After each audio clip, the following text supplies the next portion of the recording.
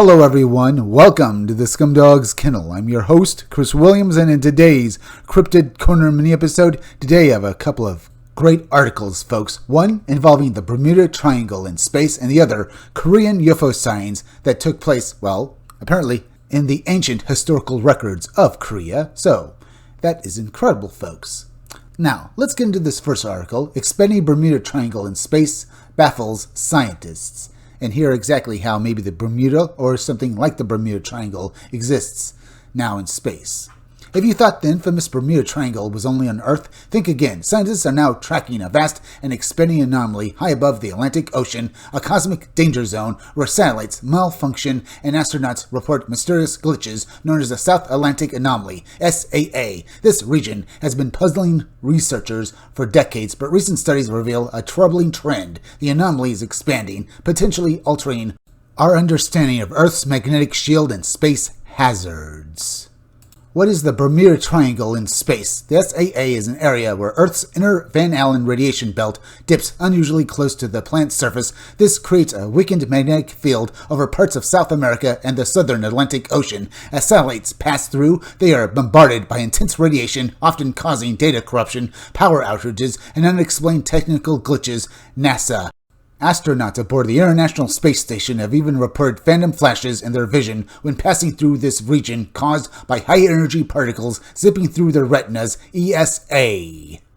New data shows it's growing and splitting. In 2020, NASA researchers discovered that the anomaly is not only expanding but splitting into two distinct lobes. This could signal a shift in Earth's geomagnetic field or a precursor to the eventual flip of the planet's magnetic poles. Science alert. If the anomaly continues to grow, satellite operators may face more frequent malfunctions, including potential blackouts in navigation, weather monitoring, and communications satellites.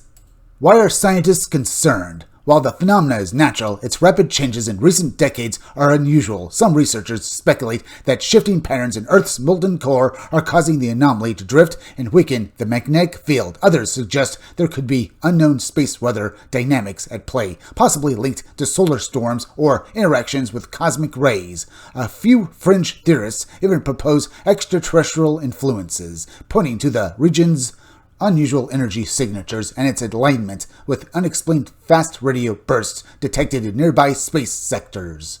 Could it affect life on Earth? For now, the anomaly doesn't pose a direct danger to people on the ground, but it raises questions about the fragility of our planet's protective magnetic shield. If the field continues to weaken, it could expose Earth to harmful solar radiation, increasing risks for astronauts, satellites, and potentially affecting electrical grids and communication systems worldwide. We're looking at a planetary-scale magnetic mystery that could rewrite parts of geophysics, says Dr. Terry Shabaka, NASA Goddard. So, very interesting, folks. So, like the Bermuda Triangle that's near the U.S. and near Bermuda, folks, this is very interesting because it's causing such weird phenomena that happen. If this is some sort of precursor to the geomagnetic field altering or the flipping of the poles, folks, it certainly is something to know about. And on a side note, before we continue, folks, I do remember once mentioning in a live stream or a video that, astronauts and other people have seen phantom flashes of light particles basically passing across their retinas when they close their eyes or try to sleep in space or in places where such energy particles exist. I did mention that basically people saw them with their own retinas, folks, so that does confirm that. Either way, if the geomagnetic field or the pole shift, it's going to certainly basically be, disastrous, folks. But either way, that's something we'll just have to wait to see. But let's move on to this next article. Ancient records of incredible UFO phenomena in the skies of Kereian, and read exactly what, Kereians basically saw, hundreds or even maybe thousands of years ago, folks. So let's continue and read on. In ancient times, Kereian had a unique division of scribes who were involved in documenting all the events in the country. These men were specially trained for their task was to describe everything that happened in the country, natural phenomena, diseases, wars, cataclysms, uprisings, discoveries, absolutely everything. Thanks to their painstaking work, much of what could have eluded researchers was documented. One of the most famous descriptions is the day of anomalous air phenomena on September 22nd, 1609. The sources for the contents below and the interpretation in modern language are all quoted from the National Histories Compilation Committee's Joseon Dynasty Annuals database. So let's read on and find out. In Gagwon Province, hundreds of peasants and merchants heard a loud bell ringing from the sky. At the same time, the sky was clear, not a cloud. The sound only partly resembled thunder during a thunderstorm. Due to the continuous hum, people quickly got headaches and hearing problems. When the sounds subsided, another one similar to drums gained strength. At the same time, he came from the sky. The residents of the province complained of feeling unwell, and King Gwaghigam allowed them not to go out to work in the fields. The case did not end out of the blue. In the middle of the sky, a red canvas appeared. Flying by it covered the solar disk. It could be assumed that this is a huge piece of fabric, but the object has changed. It took the form of an apple or a pumpkin.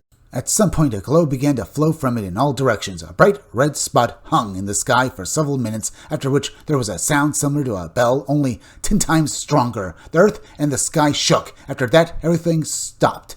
Close to noon in the city of Cheongcheong, residents watched as a fiery arrow pierced the sky and moved north. A few minutes later, an object resembling a bowl or an hourglass flew out from the side of the mountains.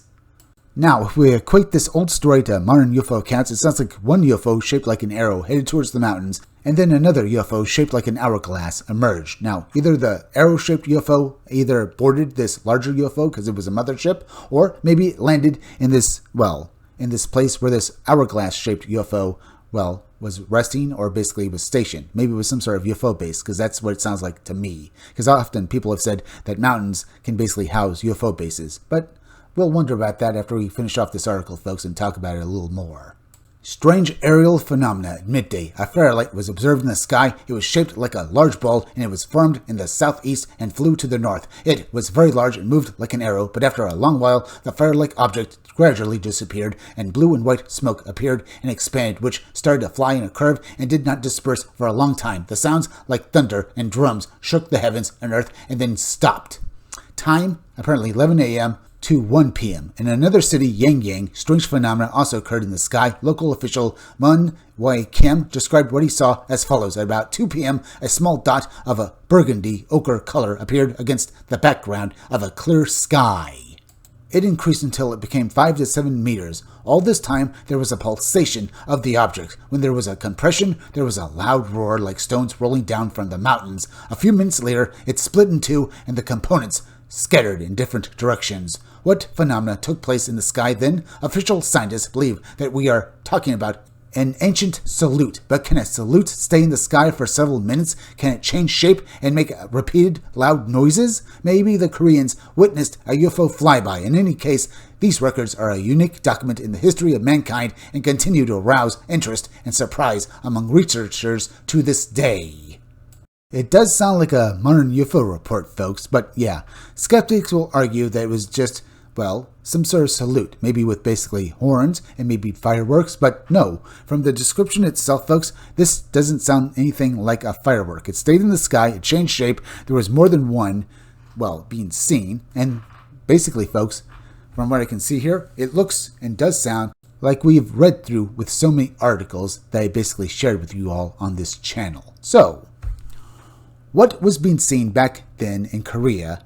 Was it actually early UFO flyby, or was it some sort of salute? It doesn't sound like that, folks, because it sounds far too bizarre to have been anything like that. And you'd think that these people would have known, at least maybe the king and maybe some of his officials would have known it was some sort of salute to him or something, right? Because that's what a salute was probably for the king, right?